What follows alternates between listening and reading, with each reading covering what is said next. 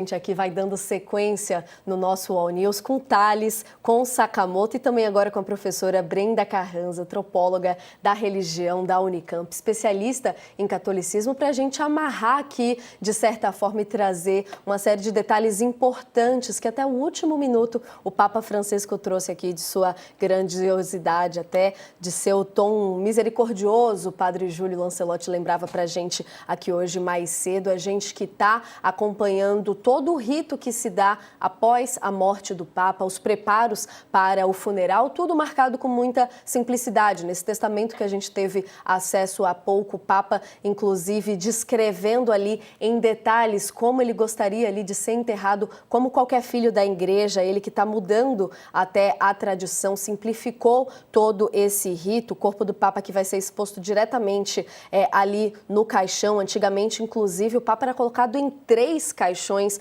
e agora a urna vai ser só de uma estrutura de madeira revestida por zinco. Antigamente, nos outros papados, o Papa era colocado em 3 caixões feitos de cipreste, chumbo e carvalho, mais um tom aí, inclusive, de mudanças agora até na despedida envolvendo o Papa Francisco. Agora sim, a professora já está conectada com a gente. Agradeço demais a sua participação com a gente, professora Brenda. E queria começar te perguntando justamente desse legado, desse tom de simplicidade que o Papa Francisco deixa para a gente, não só para a igreja, mas para a humanidade como um todo, nesse momento tão importante. De que forma a simplicidade de Francisco, esse tom latino-americano carismático querido dele, marca nessa despedida que a gente assiste hoje com tanta tristeza, mas com, de certa forma, uma celebração também. Uma boa tarde para a senhora.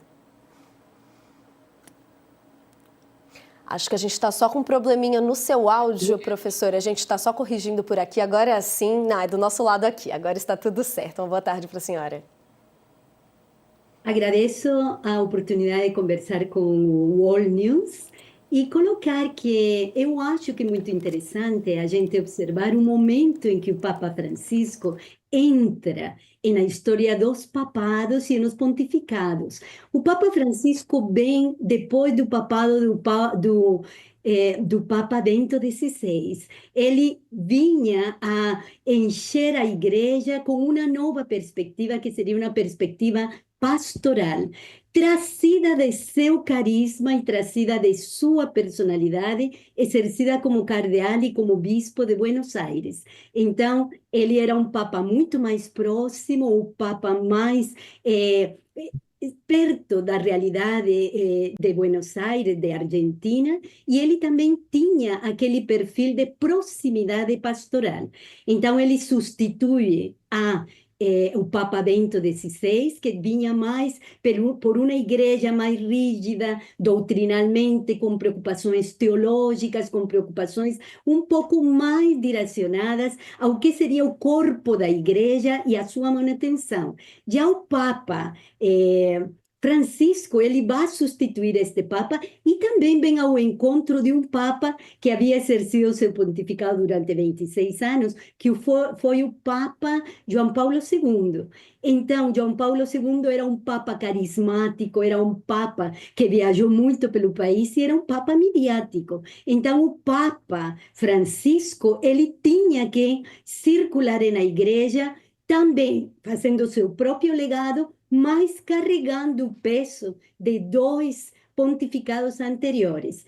Essa proximidade de Francisco a gente tem na sua primeira viagem, que vai ser ao Brasil, na Jornada Mundial em 2013, e a grande pergunta de acolhida e de proximidade vai ser sobre um tema doutrinal espinhoso, que vai ser o tema sobre a homossexualidade. E a primeira coisa que ele vai lançar é uma governança pela acolhida e pelos gestos. Então, nós vamos ter um Papa que marca seu pontificado por acolher a diversidade que estava sendo culturalmente os reclamos identitários sobre os direitos identitários, sobretudo na homossexualidade. Esta acolhida também vai ser, de alguma maneira, anos depois, de novo retomada com a bênção a casais. Então, vamos ver que é um Papa de diálogo, com aquelas questões que vai colocando ao mundo em uma situação de ser repensado em os seus reclamos culturais, mas também de profunda acolhida. Isso vai marcar o pontificado de Francisco. A segunda questão que eu acho muito interessante é que a figura carismática de Francisco, ela vai primar por uma comunicação clara, uma comunicação dizendo o que está acontecendo e se posicionando ele, pessoalmente. Nós estamos diante de uma figura que ela é uma figura de instituição de chefe de Estado, uma figura de um pontificado, que é governo da igreja, e uma figura que é uma pessoa. Então, é uma personagem complexa. Um papa é uma personagem complexa. E o Papa Bergoglio, ele vai se colocar como pessoa. A pessoa Giorgi Bergoglio se coloca como pessoa. E eu acho que nessa comunicação clara, os últimos momentos do Papa Francisco falam dele. Falam de um homem que queria ter clareza com o público externo da igreja, clareza com os fiéis da igreja, e por isso a informação que ele vai solicitar seja clara sobre seu estado de saúde, o que não daria oportunidade a fake news. Isso é muito importante em um mundo marcado pela desinformação. Agora, Professora, sim, oi, desculpe interrompê-la, boa tarde, né? Que eu não estava, tem na verdade, problema. morrendo de curiosidade aqui para saber de um tema com relação à questão do própria estrutura do Estado Vaticano, porque um dos maiores desafios que Francisco assumiu quando começou o seu papado foi botar um pouco a ordem na casa com relação às denúncias, né, do Banco Vaticano, de toda a questão de finanças interna, denúncias de corrupção, né? E era uma preocupação, uma dor de cabeça para o próprio Bento XVI, né? E o Papa Francisco herdou. Digas, tem muita gente que ainda fala de, inclusive, de que essa passagem foi, inclusive, para tentar permitir mudanças mais profundas na estrutura, né? Essa renúncia do Bento XVI. E aí, essa é a pergunta: depois de tanto tempo de papado do Bergoglio, ele conseguiu, né? Ele conseguiu sanar os problemas ou ainda eles estão lá? Bom, eu acho, Joel, que a grande pergunta é como se modifica uma estrutura milenar e como se modifica uma estrutura secular. E no caso secular seria todo o Vaticano e sua estrutura altamente hierárquica, altamente piramidal e profundamente intrincada por uma série de dispositivos que são marcados pelo segredo. Então, as finanças, eu acho que o legado de Francisco, o mínimo legado diante de uma situação que leva séculos mudar, porque você tem uma estrutura rígida que se blinda corporativamente, seria a questão de abrir a possibilidade da discussão. Quando o Papa Francisco abre a discussão dos cardeais acusados de corrupção, Bertone na época, e depois o cardeal alemão, que também teve seríssimos problemas com a mansão que foi descoberta, e que trazeria grandes problemas na Alemanha, sobretudo pela contribuição dos fiéis para o catolicismo e para as obras pontifícias, nós diríamos que ele deu um passo, que foi a transparência da maneira como se deve regir as finanças e o Banco do Vaticano. Isso não quer dizer que nós não tenhamos tido problemas com essa gestão de transparência. A gente tem que lembrar todos os impasses ao longo de 12 anos que passaram até pelo Vatilix, que a gente tem todas essas informações de por onde passava o dinheiro. E o dinheiro vai do Vaticano, se desvia para o leste europeu, passa para corporações e passa por grupos de ultradireita. Então, é um intrincado maior que não. Eu diria que não basta ter boa vontade, não basta ter bons assessores, é necessário toda uma nova um novo andaime que permita discutir a transparência e a governança econômica da Cúria Romana. Então, eu acho que ele deixa esses mecanismos, mesmo porque a mesma proposta de sinodalidade da Igreja, que é uma proposta de governança mais horizontal e menos verticalizada, passa por essa questão, passa pela questão profunda de renovação de mecanismos de transparência em todos os níveis, inclusive o econômico. Inclusive as imagens que a gente acabou de ver ali do Papa dentro do avião, onde ele costumava tanto falar com a imprensa, destaca muito esse ponto que a senhora traz aqui, que se chama até do Papa amigo da imprensa, né, professora? A gente vai seguir com essa conversa, vou só chamar um rápido intervalo para quem está acompanhando a gente na TV, mas a gente segue com essa conversa deliciosa aqui no YouTube. E a gente segue por aqui com a pergunta do Thales. Pode seguir, Thales. Professora, a senhora estava falando aí da série de modificações que o Papa vinha fazendo, das áreas que ele estava combatendo. Eu quero saber se esse legado vai ser desmontado. Por exemplo, o Conselho de Cardeais vai ser mantido? A expectativa é de que seja mantido, de que as mudanças que o Papa Francisco promoveu serão mantidas, ou isso tudo agora, se aparecer um Papa mais conservador, etc., isso tudo pode ser desmontado facilmente? Thales, eu diria que a pergunta é muito mais profunda, e você levanta uma questão que tem a ver com o futuro. Me parece que essa estrutura montada por Francisco, ela vai em três direções. Uma que seriam os gestos públicos. O senhor fala sobre uma estrutura de conselho, o Conselho de Cardeais, que é uma estrutura sinodal, mas também eu diria que há outras instâncias onde ele entrou e renovou, que é a presença feminina. A presença feminina na prefeitura, a presença feminina em dicastérios, a presença feminina participando em atividades que não são só atividades de serviço, sino são atividades onde a mulher pode ter voz. A segunda questão, eu acho que vai depender muito quanto essas mudanças afetaram as mudanças jurídicas do Vaticano. O que eu quero dizer com isso? Não basta mudar as pessoas e colocar simbolicamente pessoas de avançada, pessoas ligadas a um progressismo ou, inclusive, opções de gênero no poder, certo? Mas também quanto estas ficaram pontificadas na estrutura jurídica. Isto é, quanto elas modificaram a estrutura jurídica que não permite que futuros pontífices mobilizem elas sem mobilizar a estrutura jurídica. Fazendo um paralelo, em que medidas mudança de governos atuais, por exemplo, do governo Lula, pode impedir que um futuro governo troque se estas mudanças não afetam a estrutura jurídica da Constituição, por exemplo, que garanta que constitucionalmente não se movam.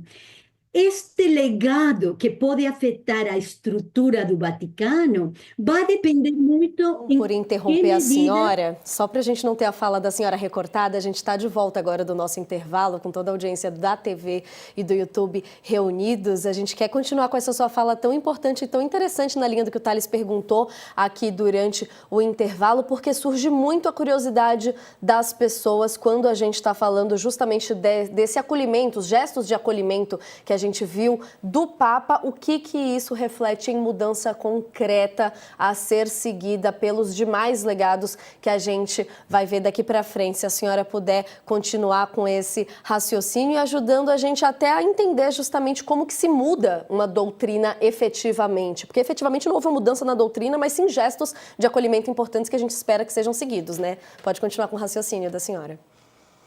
Bom, o que nós estávamos discutindo com Tales é sobre as mudanças estruturais do Vaticano, da Cúria do Vaticano.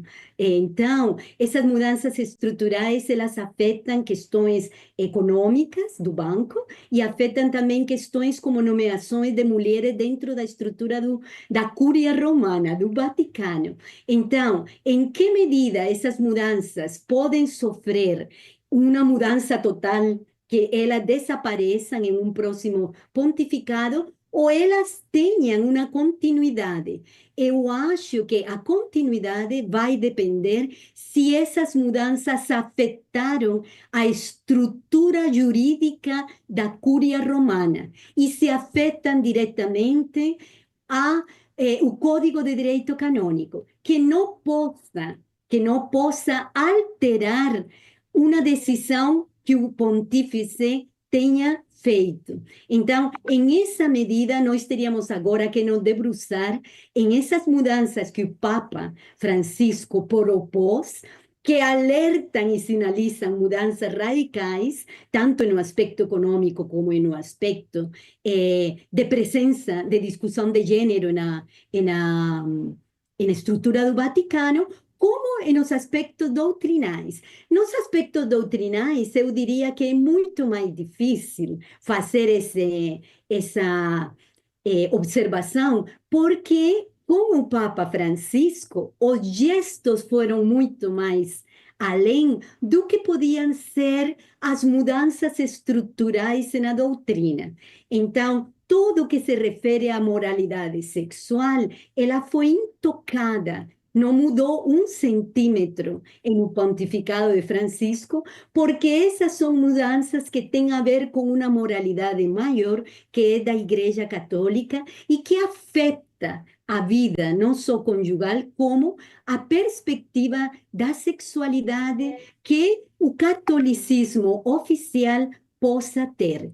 Então, eu, retomando o pensamento com Tales, acho que neste momento nós teríamos que nos debruçar sobre em que medida as suas mudanças, esses gestos que acenavam para um progressismo dentro do Vaticano, eles podem se perpetuar, continuar, prolongar, sem mudanças em um novo pontificado. Vai depender tanto quanto elas afetam o corpo jurídico da Igreja Católica. Professora, infelizmente a gente vai ter que chamar mais um intervalo e seguir aqui com o pessoal do YouTube, mas tem um apontamento importante nesse intervalo. São só 3 minutinhos e a gente já volta. Aqui no nosso chat do YouTube, professora, o ponto importante que eu quero destacar é que o pessoal está adorando a entrevista da senhora, uma série de curiosidades surgindo, uma delas, inclusive, ligadas a uma nota que a gente tem aqui no UOL, perguntando se o Papa deixa herança. A gente que estava falando justamente sobre o testamento do Papa, os pedidos dele, qual que seria a fortuna, quem que são os herdeiros, a gente que viu aqui, não tem nenhum documento oficial falando se o Papa Francisco tinha herança ou não, mas ele fazia parte ali da campanha da Ordem Jesuíta, grupo que faz voto de pobreza, de simplicidade, como a gente estava trazendo aqui. O Papa seguia muito bem tudo isso, mas fica essa curiosidade que eu aproveito para te perguntar, professora, como é que funciona a herança dos papas? O que a gente pode esperar em testamentos nesse sentido? É para responder agora? Ah, sim, perdão. Quando a gente faz o intervalo aqui, professora, a gente divide a nossa audiência na metade. O YouTube continua assistindo com a gente, que são os fãs da senhora que estão aqui comentando, dizendo que estão adorando a entrevista e querem saber desse ponto da herança, que realmente desperta muita curiosidade, né? Certo. Bom, a quem esteja preocupado pela herança do Papa, eu diria que não se preocupe porque não tem herdeiros. Primeiro, o voto de celibato significa que o Papa não tem esposa, não tem filhos, e o voto de pobreza exige que qualquer sacerdote, cardeal e bispo não tenha um legado econômico que deixar.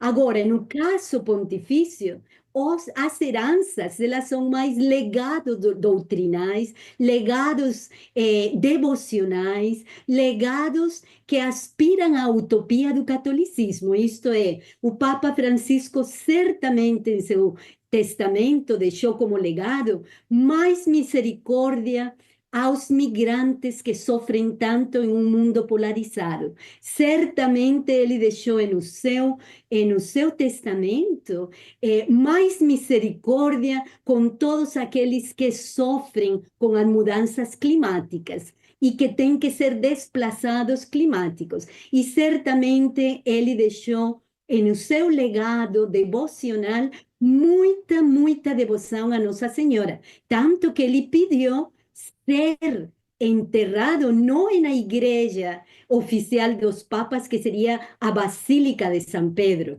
Ele quer ser enterrado em Pramaiore. Pramaiore é a igreja a basílica dedicada em Roma a Nossa Senhora. Acho que esses três grandes legados de Papa Francisco devem estar certamente no testamento. Agora, dinheiro eu acredito que não tem.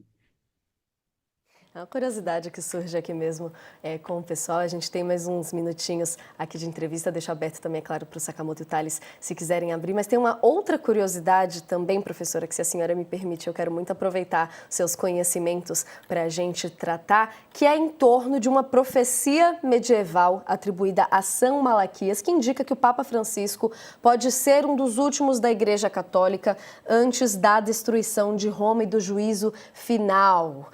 Aqui essa discussão em torno agora que foi levantada e está circulando muito nas redes sociais, inclusive nas reportagens após a morte do Papa, trazendo aqui essa profecia dos papas. A autoria da profecia é atribuída a Malaquias, como a gente trouxe aqui, que é um monge arcebispo irlandês, e acredita-se então que essas previsões foram escritas lá em 1139, durante uma estadia de um mês do religioso em Roma, onde teria tido uma visão mística dos futuros papas, registrando suas profecias em uma lista que a gente descreve aqui na nossa reportagem, só que esse texto, no entanto, só se tornou de conhecimento público anos depois, e nesse ano agora as revelações de São Malaquias foram inseridas em um livro do monge Benedito Arnold de Wyon, e essa profecia então atribuindo fases em latim a cada papa, e agora sendo levantada aqui com a morte do Papa Francisco, essa indicação na profecia de que o Papa Francisco poderia ser um dos últimos da Igreja Católica antes da destruição de Roma e do juízo final. Que comentário a gente pode trazer aqui, até a partir dos conhecimentos bíblicos? Que leitura a gente pode fazer dessa profecia, professora? Bom, eu diria para nosso ouvinte, ou nosso leitor, ou a pessoa que está preocupada com o fim dos tempos, essa profecia é uma profecia medieval. Eu gosto muito de pensar que a gente está no fim de um tempo, mais que no final dos tempos. Então é menos apocalíptico. O Papa Francisco encerra um tempo, encerra um pontificado, mas sua maior profecia, eu acho, estaria na linha de um mundo de paz. Se a gente pode colocar como legado de Francisco, é um Papa que batalhou incessantemente pela paz. Então, eu diria que o maior legado, e qual é o profetismo de Francisco, é um profetismo de paz e na sustentabilidade de um mundo que não pode ser destruído por um capital que prega a dominação por cima da convivência. E eu diria também que o Papa Francisco é um profeta do fim de um tempo de ódio, de guerras e de profundas divisões sociais e injustiças sociais. Eu acho que é um profeta destes tempos, sim, um profeta em um mundo polarizado, um profeta em um mundo onde o ser humano tem menos vez e aonde o lucro e a mercadoria é muito mais importante que qualquer ser humano. Então, é um profeta? É. Dos fins dos tempos, não sei se de todos os tempos, mas do fim de um tempo que tem que terminar. Um mundo que pode ser implodido por questões de mudanças climáticas, por questões de negligência de grandes governos que não querem assumir a realidade de mudança climática, pelos negacionismos que dizem que isto que está acontecendo no mundo não tem nada a ver com injustiças e não tem nada a ver com problemas econômicos. E eu diria também que é um Papa profeta da convivência humana, onde migrantes, pobres esquecidos sejam parte central da preocupação de governantes da igreja, dos fiéis da igreja e de todo ser humano que se preze e se chame cristão. Mas, professora, independentemente do fim dos tempos, do fim do papado, a gente está com uma questão aí sendo colocada, que é a Igreja Católica sendo atropelada pelas igrejas pentecostais ou neopentecostais. Em que medida haverá um fim dos tempos para o catolicismo diante desse crescimento das igrejas pentecostais? E por Vale? que isso está ocorrendo? Certo. Eu diria, estamos ao vivo ou estamos só nós dois? Agora eu não sei. Estamos ao Estamos vivo ao sim, vivo. professora, não precisa se Ah, tá. preocupar. Desculpa. Imagina.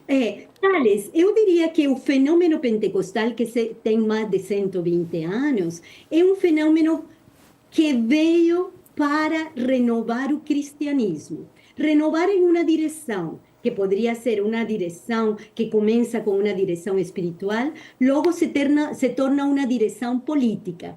O primeiro rompimento do pentecostalismo, do neopentecostalismo, vai ser do monopólio da Igreja Católica. Ela não é mais a única voz no mundo, não é a única voz no cristianismo, ela será questionada como uma igreja aonde ela tem uma voz, mas não é a única voz. Então, o que vem questionar o pentecostalismo é a cristiandade, aonde o catolicismo era a única voz social, a única voz política, a única voz devocional, a única voz ritual, a única voz da tradição. Em um momento que um pentecostalismo cresce, em um momento que o pentecostalismo se transforma, sobretudo estou pensando no pentecostalismo e neopentecostalismo em América Latina, nós vamos ver uma mudança no catolicismo, que vai ser, em um primeiro momento, a migração de fiéis católicos para o pentecostalismo. Mas, em este momento, nós não temos tanto essa migração. O que nós temos são nativos, pessoas que nasceram nas igrejas pentecostais, que nasceram nas igrejas neopentecostais e que têm uma própria maneira de interpretar o cristianismo.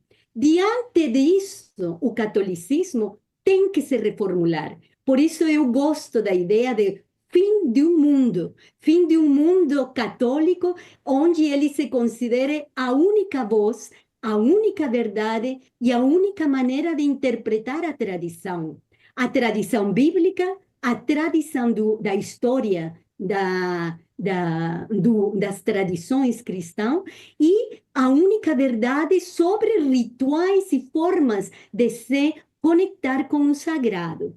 Então, o crescimento pentecostal e neopentecostal traz diversas posturas que poderíamos dizer levantam questionamentos a uma igreja secular como era a Igreja Católica, onde ela não era questionada. E em um momento em que ela foi profundamente questionada no cisma do século XVI, ela reage com a Inquisição. Hoje, a Inquisição não tem mais vez, porque nós estamos em uma estrutura política e em uma estrutura social que não permite mais uma única voz. Professora, Por favor, desculpa, Saca, pode Thales. ir. Não, é que eu ia aproveitar a pergunta do Thales, né, e a resposta da senhora, para considerando esse ponto, né, considerando essa quebra de monopólio, digamos assim, da Igreja Católica com relação à narrativa da interpretação cristã, e considerando também que a Igreja Católica busca reagir, né, a isso também, né, ela tenta, né, sair. Como é que a senhora vê o futuro da própria narrativa que a Igreja Católica traz para os seus fiéis? A senhora acredita que vai ser algo na linha, manifestações, né, como a renovação carismática, ela vai ter mais vez? algo que se aproxime bastante do pentecostalismo, ou principalmente do neopentecostalismo de alguma forma. É, ou, não sei, é que eu também não estou querendo ser utópico e achar que, por exemplo, algo como a teologia da libertação vai ter vez como corrente hegemônica na Igreja Católica. Mas como é que a senhora vê? Que espaço que a senhora vê nessa mudança de narrativa que a Igreja Católica invariavelmente talvez tenha para tentar manter os fiéis ou aumentar os seus fiéis? É uma volta ao passado, como via, de certa forma, uma rigidez teológica, como viu o cardeal Ratzinger. Como é que a senhora vê isso? Para que caminho a igreja deve ir? Bom, Joel, eu acho que para mim é sempre muito interessante conversar sobre catolicismos. Eu não penso a Igreja Católica como única e monolítica. E na Igreja Católica você tem muitos catolicismos, desde o catolicismo da teologia da libertação, que seria progressista, até um ultra-catolicismo, que seria o dos arautos do Evangelho. Estou pensando no Brasil, certo?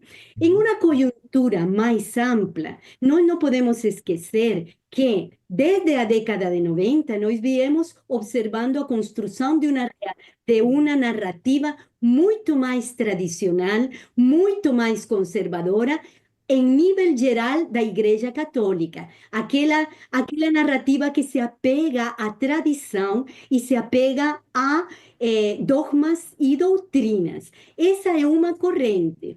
Por outro lado, dentro do catolicismo, os catolicismos, nós temos posturas reativas, que seriam dos ultraconservadores, que pregam uma volta ao pré-Vaticano II. Isto seria contra os problemas do mundo, contra uma aproximação de transformação do mundo, contra um diálogo do mundo. Um Pio XII. O que que um Pio XI, um Pio X? O que que nós teríamos? Nós teríamos esses grupos ultraconservadores que têm muita força atualmente por um contexto mais amplo, Joel, um contexto internacional de emergências de grupos políticos de extrema direita, aonde o discurso religioso ultraconservador casa muito bem para para promulgar esse tipo de narrativa de uma volta pré-Vaticano II. Mas, por outro lado, você tocou na renovação carismática. Eu acho que a renovação carismática também é um grande movimento. E ele se acomodou ao longo dos 60 anos e no Brasil, pensando no Brasil e pensando no mundo, se acomodou de maneiras diferentes a discursos conservadores, a discursos pastorais, tanto que membros da renovação carismática têm participado, sim, na Conferência Nacional dos Bispos Brasileiros, como um grupo colegiado, e eles têm atuado diretamente. Você tem grupos muito fortes na mídia, como é a Canção Nova, que também tem posturas diversas diante do Papa Francisco, mas também tem tido posturas amplamente de divulgação do legado de Francisco. Então, eu acho que pensar em estes movimentos ultraconservadores, pensar em um legado que vai ser ativado ou reativo, para mim é muito mais complexo, porque as respostas são diversificadas. Nós temos desde um padre Lancelotti pregando um catolicismo social e progressista em função das pessoas em situação de rua, e nós temos padres pregando situações muito controversas e pregando questões de volta a rituais que já a própria igreja tinha retirado, como seria o Frei Gilson. Então, nós temos um arco muito amplo de respostas, e dizer que o catolicismo, que a Igreja Católica reage, eu pontualizaria, e contigo eu concordo, qual é a resposta hegemônica? Qual é a resposta que mais lugar tem entre os fiéis e na mídia, e que empodera esse tipo de narrativas reativas?